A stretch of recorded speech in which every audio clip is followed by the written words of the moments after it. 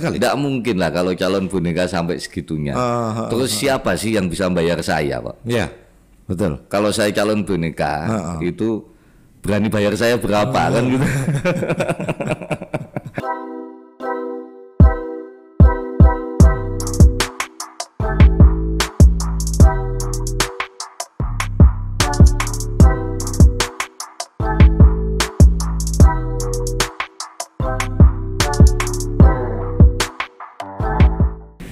Pilkada Sukoharjo akan menjadi sebuah catatan sejarah, apalagi dengan kehadiran calon independen yang hari ini masih berusaha untuk memenuhi persyaratan yang ada.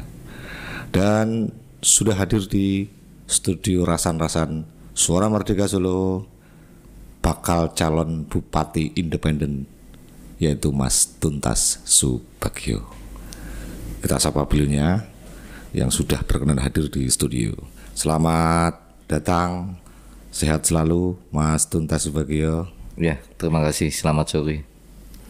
Pripun? Sehat-sehat saja dan semua pasti ini apa jenengan yang ngapunten. Energinya agak terkuras ini untuk memenuhi persyaratan karena sudah ramai sekali ini sudah memasuki detik-detik akhir untuk persyaratan untuk yang jalur independen itu. Iya. Ya, independen ya seperti ini. Menunjukkan fighter ya. Ya. Jadi memang dari dulu kita tunjukkan pertarungan yang sebenarnya. Iya. Dari awal kita akomodir KTP setahun yang lalu dengan berbagai metode untuk bisa menjaring KTP karena minimal kan di Sukoharjo 50.800 ya. Persyaratannya minimal harus itu ya. Iya. Kita bisa menjaring KTP sejumlah sekitar 110 ribuan KTP. Kemudian kita screening. Iya. Kita screening dari berbagai hal karena persyaratannya kan tidak boleh ada ASN, tidak boleh ada ini itu dan lain sebagainya. Sehingga kan terscreening itu menjadi jumlahnya kan menjadi 54.900-an. Alhamdulillah, alhamdulillah waktu itu kan bisa selesai vermin, bisa melanjutkan di verpak pertama. Kemudian terganjal di verpak pertama. Kita TMS sampai 31.000. Dari 54.000 kita fight lagi, kita kejar lagi untuk bisa pengumpulan KTP dalam waktu yang ditetapkan dan itu nggak panjang waktunya, hanya sekitar 2 mingguan. 2 minggu sudah. Itu kita bisa mengejar lagi untuk bisa mendapatkan sekitar total KTP itu 40-an ribu.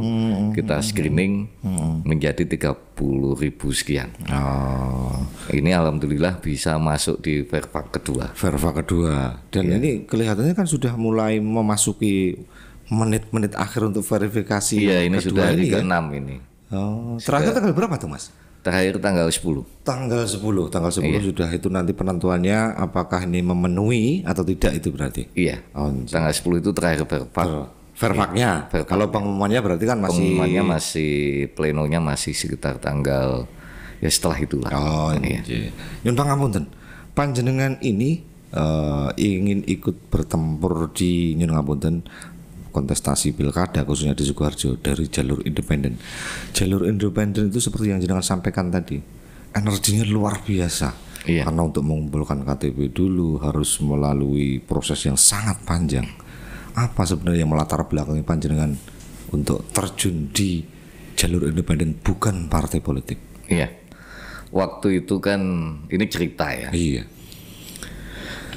Faktor utama itu kan sebenarnya adalah karena Sukoharjo itu tanah kelahiran saya. Asli Sukoharjo sih? Asli Sukoharjo. Asli mana nih Mas? Asli Purubayan. Purubayan Bagi Sukoharjo. Nah, kemudian banyak teman masyarakat yang mendorong saya, meminta saya untuk maju di Bupati Sukoharjo. Gitu. Kemudian saya bilang bahwa saya minta waktu sekitar 2 minggu. Aku tak tanya ke Gusti Allah. Karena saya Muslim ya, saya tahajud istiqoroh untuk bertanya kepada Gusti Allah, ini langkah saya apakah saya harus maju atau enggak, karena memang saya nggak pernah terbersit untuk maju bupati. Awalnya Sama sekali saya tidak pikiran ada maju. ketertarikan sama sekali. Karena kebetulan saya juga punya partai politik, jadi saya menyibukkan diri untuk persiapan 2029. Saya enggak terbesit sama sekali. Kemudian setelah 2 minggu sebelumnya malahan mereka datang lagi. Gimana Mas, ini Sukoharjo ini kurang tokoh. Sukoharjo jenengan dianggap sebagai tokoh muda di Sukoharjo. Dan apa yang jenengan kerjakan selama ini, insya Allah kita berharap bisa merubah Sukoharjo. Nah, kemudian saya tanya waktu itu, panjenengan semua ini meminta saya maju bupati ini tujuannya apa? Apakah hanya ingin menjadikan saya bupati, atau memang ingin membuat Sukoharjo ini menjadi suatu daerah yang bukan daerah mediocre? Itu istilahnya menjadi daerah yang terlihat berubah, kan gitu. Nah, mereka menjawab ya niat kita otomatis untuk Sukoharjo ini menjadi lebih baik, menjadi daerah yang berubah. Soalnya kalau hanya ingin menjadikan saya bupati enggak usah. Takut saya gitu, karena apa? Takut saya kalau saya cuman mengincar jabatan bupati saja, nanti tidak amanah malah nambah-nambah itu. Sementara saya sudah nyaman dengan diri saya sendiri. Hari ini saya sudah gitu. nyaman daripada saya nambah-nambahi pikiran, saya gitu.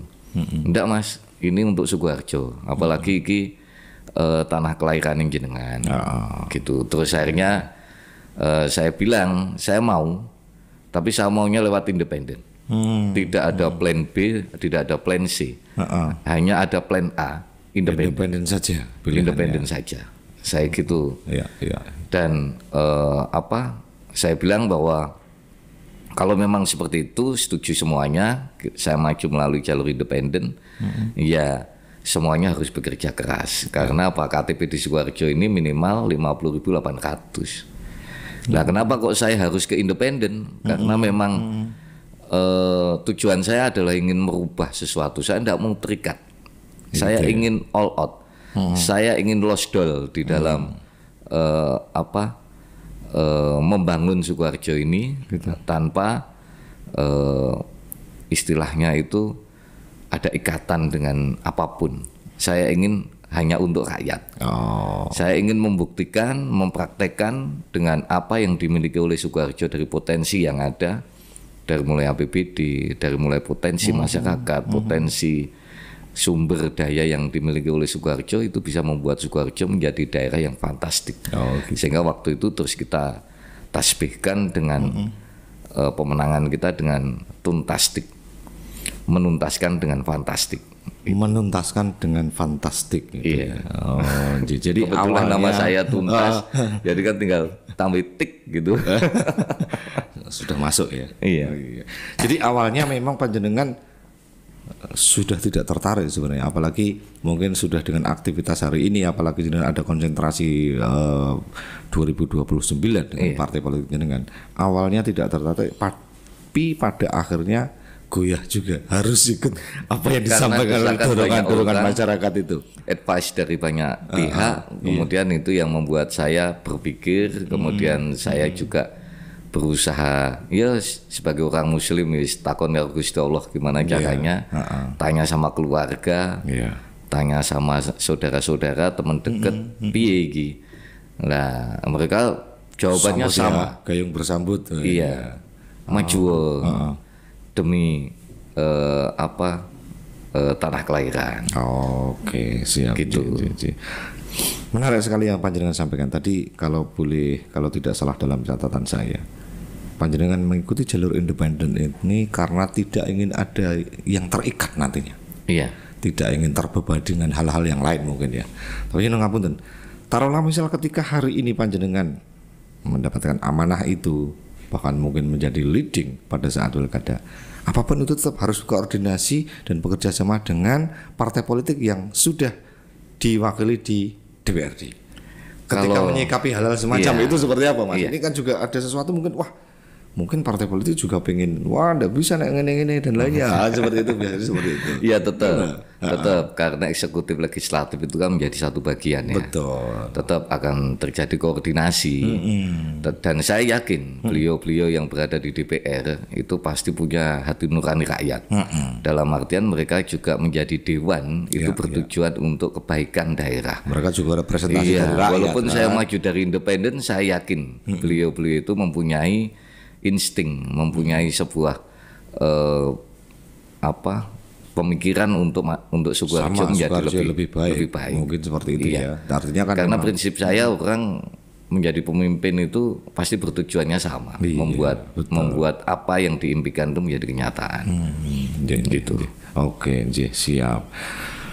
Kemudian sampai hari ini tinggal menunggu dari keputusan KPU. Apakah nanti jalan atau tidak? Kita berandai-andai, Mas.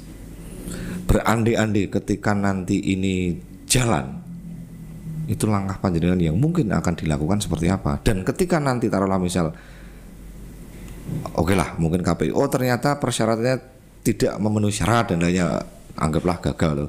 Langkah apa yang akan panjenengan lakukan? Karena kan kamu dengan jumlah dukungan sudah banyak ini kan, otomatis punya gerbong. Apa yang akan panjenengan sampaikan kepada gerbong-gerbong panjenengan ketika itu nanti mungkin tidak berhasil menembus jalur ini? Fight, tetap bertampur. Fight. Saya tetap akan, karena saya dari dulu tipenya petarung. Jadi istilahnya kita berjuang selama ini. Kita berusaha. Niat saya sekarang adalah bagaimana menjejaki tatanan demokrasi di Sukoharjo. Apalagi ini kan independen, mungkin di Indonesia ini yang sampai melangkah di babak kedua kan mungkin hanya Sukoharjo ya, saya kurang tahu yang lain. Itu. Dan Sukoharjo ini menjadi pertama kali adanya independen. Betul sekali. Memang dulu ada wacana-wacana independen tapi belum pernah menginjakkan kaki di KPU. Baru Tuntas Jayendra ini yang menginjakkan kaki di KPU sampai di tahapan babak kedua. Dan apapun hasilnya nanti, andai kata gagal di babak kedua, karena kita punya keyakinan penuh di lapangan dengan gerbong yang kita miliki dan KTP yang kita miliki serta dari kesolidan tim yang kita miliki selama ini yang saya rasakan, saya tidak akan menyia-nyiakan perjuangan mereka. Kita ada langkah-langkah di Bawaslu, DKPP, di MK, semua akan saya tempuh untuk bagaimana menjejaki tatanan demokrasi di Sukoharjo. Insya Allah seperti itu. Jadi tetap akan fight seperti yang jangan sampaikan. Bukan masalah mengincar sebuah jabatan. Betul. Tetapi demokrasi yang selama ini ada di Indonesia ini kan sudah bagus ya. Ruang lingkupnya sudah sangat luar biasa bagus, apalagi dibuka dengan independen. Kalau kemudian ini tidak muncul dengan berbagai tanda kutip, lah ini yang kita tidak bisa terima. Tetapi kalau itu secara normatif memang saya tidak punya data pendukung yang mencukupi, lah itu baru mungkin bisa menerima ya. Artinya panjenengan hari ini melihat ketika nanti sampai pada tahapan verifikasi yang kedua itu selesai dan pada akhirnya taruhlah misal tidak sampai lolos, jenengan melihat ada sesuatu upaya untuk mengganjal langkah panjenengan? Ada melihat seperti itu, Mas Tuntas? Ya kalau seperti itu ya saya kurang paham ya, tetapi indikasi-indikasi kan tetap ada ya. Indikasi namanya itu ada politik kan gitu. Dalam artian independen di Sukoharjo ini kan pertama kali. Betul sekali. Kemudian kita memang sudah sangat siap. Jadi dari segala hal kita sudah sangat siap. Basis data juga sudah jelas. Iya, semuanya sudah kita siapkan dari mulai tim pemenangan, kemudian tim di lapangan, tim pengawalan perfak, Permin dan lain sebagainya itu di kantor pemenangan kita juga on 24 jam. Jadi semua sudah prepare, sudah kita preparekan, siapkan dengan sangat luar biasa. Sehingga bahkan pencarian atau pendapatan KTP pun sudah kita sangat screening. Kita selektif betul. Seperti tadi saya contohkan, 110-an ribu terscreening menjadi 54.900-an. Betul. 40-an ribu kita screening menjadi sekitar 31 ribuan. Jadi semua sudah sangat kita preparekan dengan kondisi-kondisi di lapangan. Iya. Makanya aneh kalau sampai tidak lolos. Aneh kalau sampai tidak lolos. Ada kutip bagi saya. Indikasi ke arah mungkin ada sesuatu yang mungkin ya seperti yang saya sudah sampaikan, ada indikasi seperti itu bisa jadi memang ada. Iya. Ya kemungkinan itu pasti ada. Kemungkinan itu pasti ada. Tanda kutipnya itu kan something else-nya kan pasti ada juga. Jadi di sini kita bicara tentang sebuah presiden baik dan presiden buruk ya. Iya. Apalagi independen di seluruh Indonesia kan yang terlihat hanya di Sukoharjo. Betul. Secara persiapan, kesiapan dan lain sebagainya. Yeah. Demokrasi yang kita junjung dari zaman Pak Karno sampai sekarang. Kemudian muncul undang-undang independen. Betul. Ini kan harusnya kan dibuat ruang yang cukup lebar. Karena apa? Independen kan pencerminan Vox Populi Vox Dei. Jadi suara rakyat adalah suara Tuhan. Kan gitu. Jadi ini yang mau kita buktikan juga. Jadi tentang Vox Populi Vox Dei. Jadi kenapa sih kok dibukanya independen kan gitu. Kalau hal ini juga dianggap sebuah dosa, ibaratnya tanda kutip bagi partai-partai politik atau apapun untuk independen ini. Lah kenapa ada undang-undang itu? Mending itu dihapus saja kan? Kenapa harus diberikan ruang untuk itu? Iya. Kalau ibarat kepala dilepas tapi buntut digundeli kan gitu. Ibaratnya. Dan kita memang kalau di Sukoharjo-nya untuk KPUD-nya itu bagi saya luar biasa. Jadi KPUD-nya itu membuat sebuah pengarahan yang bagi saya luar biasa. Secara normatif ya. Secara mereka normatif, sudah melaksanakan tugasnya. Mereka tidak ada hal-hal yang sekiranya merugikan kita dan lain sebagainya. Tetapi memang ada hal-hal lain yang memang mungkin tanda kutip tadi. Hal-hal lain ini berarti di luar KPU malahan. Atau ada institusi lain yang besar di luar KPU. Oh gitu. Jadi kalau saya melihatnya gitu, kalau KPU kan hanya menjalankan siapga undang-undang kan, perintah undang-undang. Loh, kan seperti ini, ngapunten. Apa sih yang menurut panjenengan ketika panjenengan ini jalur independen dalam tanda kutip pasti ya lah kemungkinan untuk mungkin mengganjil langkah panjenengan itu ada.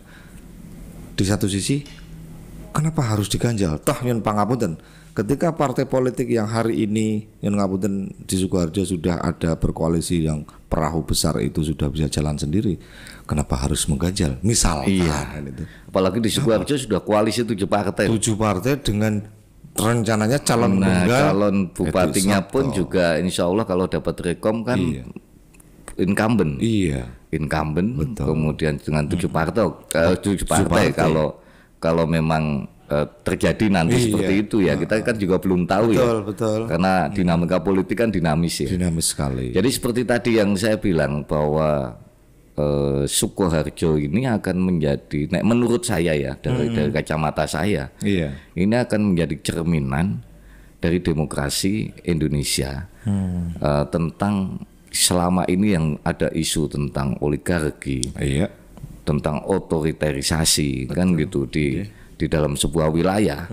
Itu cerminannya di Sukoharjo ini. Terlihat nanti apakah independen akan dilolos atau tidak. Karena kalau kesiapan kita sangat siap. Bahkan saya bilang sangat luar biasa siap. Antusiasme warga juga dilihat dari sisi pengumpulan KTP juga bagus. Dan saya kira kan dari koalisi 7 partai kalau nanti rekom didapatkan oleh incumbent, kekuatan yang sangat luar biasa. Tapi kok kalau melawan independen kan sebagai wujud cerminan demokrasi aja kan gitu. Gitu. Kalau misalnya sampai ada sesuatu hal yang itu dianggap dosa tanda kutip di dalam independen ini. Lah pertanyaannya adalah why? Kan gitu. Artinya kan memang jenengan lebih melihat apakah indikasi yang jenengan temukan hari ini itu ada upaya-upaya itu sudah sangat terlihat sekali. Kalau di lapangan ya jelas. Jelas terlihat ya. Oh iya, kalau di lapangan dari perjalanan Verpak pertama kemudian apalagi di Verpak kedua ini. Apa Mas sing paling terlihat dari tim panjenengan? Ya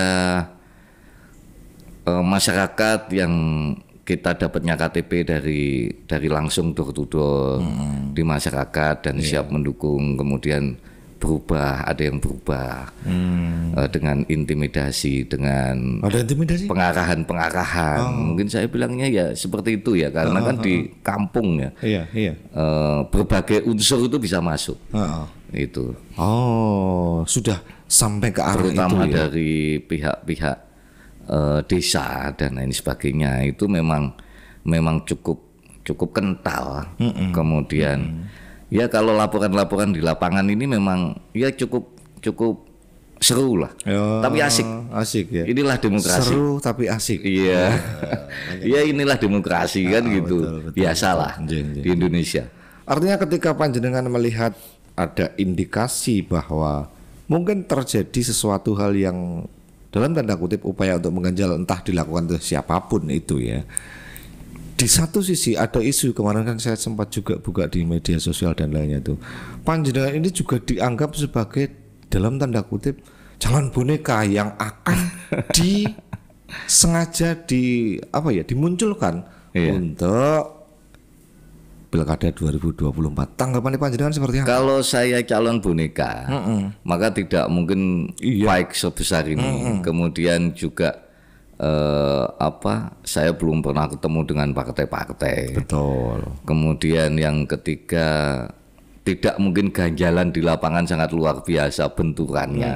Kan tidak mungkin. Ibaratnya ini Verpak kedua ini, apalagi di Verpak kedua ini sudah seperti sudah pemilu.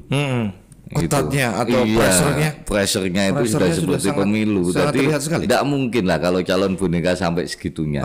Terus siapa sih yang bisa bayar saya, Pak? Ya, betul. Kalau saya calon boneka itu berani bayar saya berapa kan gitu? Atau saya malah bayar mereka kan gitu aja. Iya. Itu, iya toh? Iya. Karena apa yang panjenengan lakukan itu sudah kan tinggal saya balik. Kalau nganggap saya boneka, mending saya bayar mereka sebagai boneka. Sebagai boneka untuk dolananku genten gitu ya. Ya ini karena kemarin kan sempat muncul, panjenengan mungkin juga ada informasi mungkin yang terkait dengan itu dari itu biasa dinamika politik. Mungkin karena ada rasa worry, takut, khawatir, cyber itu karena kekuatan independen ini kan ya Vox Populi, Vox Dei. Suara rakyat adalah suara Tuhan. Iya. Mas ngapunten, saya agak tertarik dan memang tertarik sekali.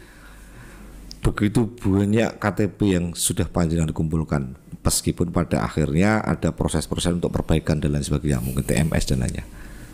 Strategi dan cara panjenengan dan tim untuk mengumpulkan KTP itu seperti apa? Karena panjenengan tadi menyampaikan bahwa ada yang mungkin kemarin sudah memberikan dukungan, ternyata setelah di Verpak tidak. Itu memang apakah ada brosurnya? Oh, saya mendukung Mas Tuntas Subagio dan Pak Jayendra, atau hanya sekedar memberikan KTP saja? Iya. Jadi proses yang kita lakukan itu dari mulai event basar. Event-event yang kemarin bawa artis itu juga ya? Ya, basar, kemudian itu penjualan sembako murah. Waktu sembako melambung tinggi kita berikan ke masyarakat dengan harga yang terjangkau dan sangat jauh dari harga pasaran. Ijole KTP. Nah dari itu mereka sudah tahu bahwa ini untuk pendukungan calon bupati. Kemudian dari event yang kita lakukan di konser Gilga maupun Denny Caknan yang di Nguter itu yang di Mulur itu salah satu hal yang kita lakukan, dan mereka tahu karena di tiketnya itu ada tulisan calon bupatimu. Itu di tiketnya, istilahnya untuk mendukung bakal calon bupatimu, kan gitu. Dengan persyaratan KTP itu tadi ya. Ya seharusnya itu sudah tidak ada menjadi masalah. Kalau masalah sosialisasi dan menyangkut tentang boneka tadi itu juga saya mau mencalonkan, baru mau mengatakan mencalonkan diri, saya sudah menggelar konser Gilga, konser Denny Caknan dan lain-lain, sehingga itu menunjukkan kesungguhan saya untuk menjejaki tatanan demokrasi di Sukoharjo khususnya, dan menjadi percontohan mungkin nanti di nasional, Indonesia. Jadi memang caranya seperti itu ya. Banyak hal dari event 17-an, kemudian event-event lain. Dan dipastikan masyarakat yang menyerahkan KTP itu tahu. Ya. Kemarin yang ngapunten, saya sempat ada informasi ada beberapa yang mencoba warga masyarakat yang ternyata tidak pernah ikut nonton konser, ketika hari itu juga ada yang katanya tidak ikut sembako pada saat pembelian sembako murah dan lainnya, tetapi tiba-tiba KTP-nya muncul di dukungan itu memang terjadi dan atau seperti secara persisnya saya kurang tahu ya, tetapi yang kita tahu adalah orang membeli sembako dengan KTP. Dan kata-kata sembako itu kan hanya 3 item, hanya beras, gula, sama minyak. Sehingga kalau masyarakat yang membeli 3 item itu kan pasti bawa 3 KTP, dan kemungkinan besar KTP yang dibawa adalah keluarganya. 3 item itu 3 KTP ya. Misalkan saya ambil gula saja 1 KTP. Sama berasnya mungkin 2 KTP. Kalau tambah sama minyaknya sama minyak 3 KTP. Dan itu otomatis kan hanya 3 KTP. Dan kemungkinan besar adalah dari satu keluarga ya, satu keluarga. Kemudian kalau masalah Gilga, Denny Caknan di dalam penukaran tiket dengan fotokopi KTP, itu kan bisa saja karena dia pengen ngajak pacarnya yang orang di luar Sukoharjo, kemudian dia pangapunten ya, ini mohon maaf, mungkin ngambil diem-diem KTP keluarganya, entah ayahnya atau ibunya atau apa, sehingga pada waktu di Verpak itu muncul itu. Saya nggak merasa nggak merasa ngasih KTP, nggak merasa ini.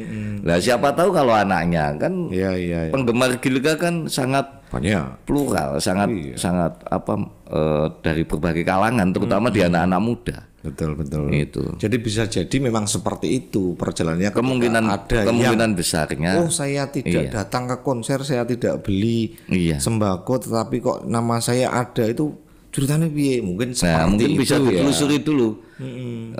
Si A ini punya anak yang masih muda enggak? Nanti diam-diam dia bawa KTP bapaknya, nonton duit adalah gratis ya KTP wae.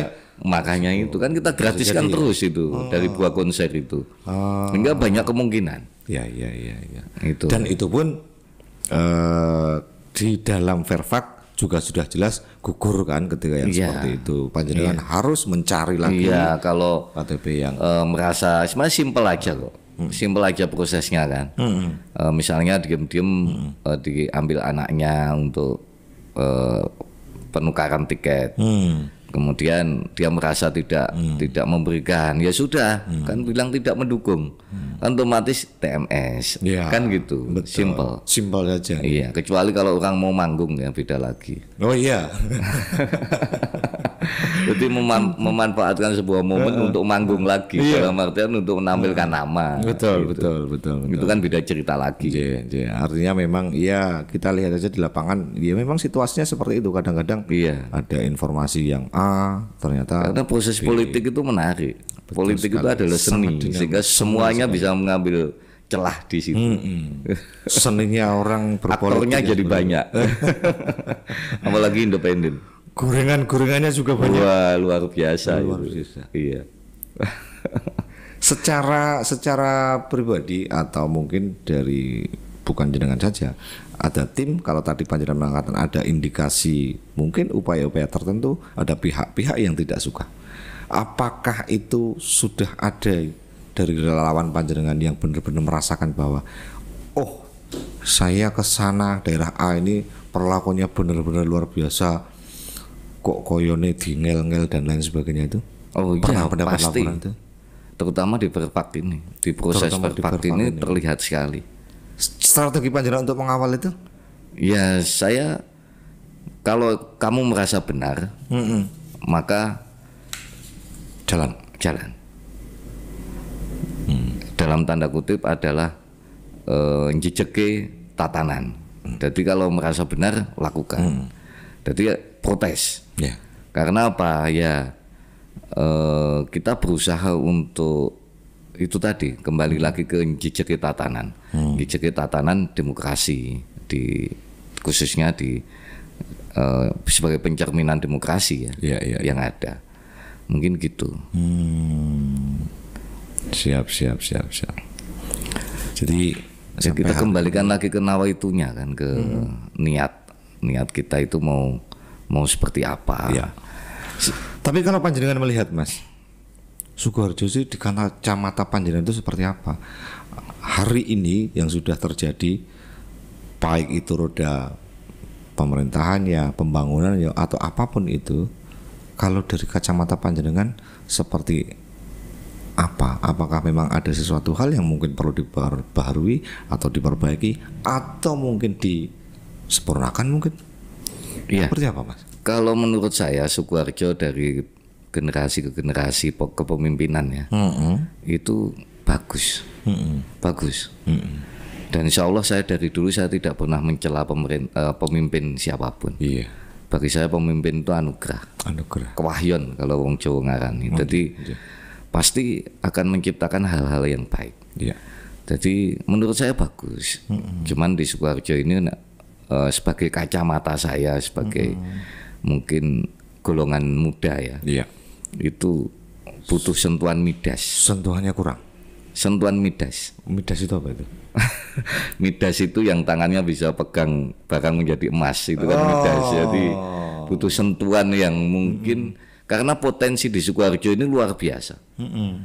Cakar budayanya banyak. Betul. Kemudian potensi sumber daya yang mungkin bisa di-up-kan dari berbagai hal, dan Sukoharjo itu menjadi jalan alternatif untuk ke Jawa Timur juga. Yeah. Jadi banyak sekali potensi, dan saya merasa tertantang untuk bisa, kalau Allah meridhoi dan masyarakat Sukoharjo mempercayai saya, dan saya bisa diberikan kelancaran di dalam melinggang untuk pencalonan, maka ya ini angen-angen ya, angen-angen istilahnya, ngoyoworo angen-angen.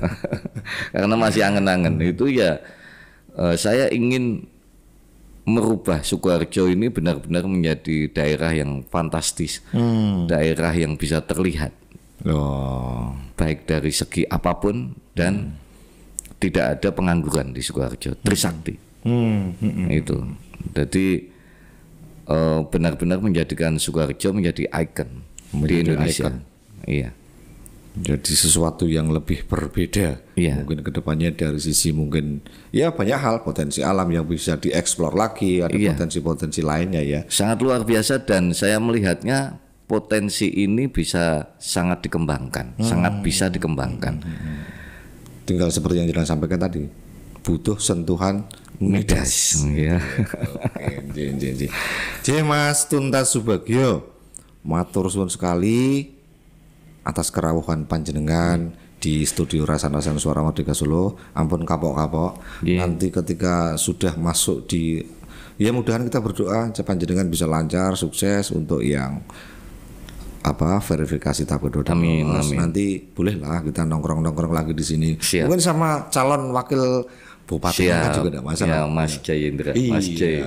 Mas Jay. Tapi sebelum kita akhiri perbincangan pada kesempatan hari ini, saya tadi nyuwun satu closing statement dari panjenengan, mungkin yang bisa disampaikan dari diskusi kita pada kesempatan hari ini. Monggo, Mas. Nggih, kula nuwun masyarakat Sukoharjo, saya Kula nuwun masyarakat Sukoharjo, saya Tuntas Subagio mohon doa restu, mohon dukungannya untuk bisa menciptakan sejarah baru di Sukoharjo dengan adanya jalur independen di dalam Pilkada Sukoharjo. Saya yakin kita adalah masyarakat yang penuh dengan demokrasi yang baik, dan saya punya prinsip Vox Populi Vox Dei. Jadi suara rakyat adalah suara Tuhan. Mungkin itu, matur nuwun. Terima kasih Mas Tuntas. Suara rakyat adalah suara Tuhan, itu kuncinya. Dan satu lagi perlu diingat, ketika ada yang mengatakan kok calon ini dianggap guru calon boneka, tadi beliaunya sudah dengan jelas dan sangat tegas sekali bahwa beliau mencalonkan diri sebagai calon independen itu bukan bonekanya siapa-siapa, tapi memang ada keinginan dan niat luhur yang ada di balik pencalon itu. Gitu ya Mas Jaya Draje. Terima kasih Sobat Rasan-Rasan.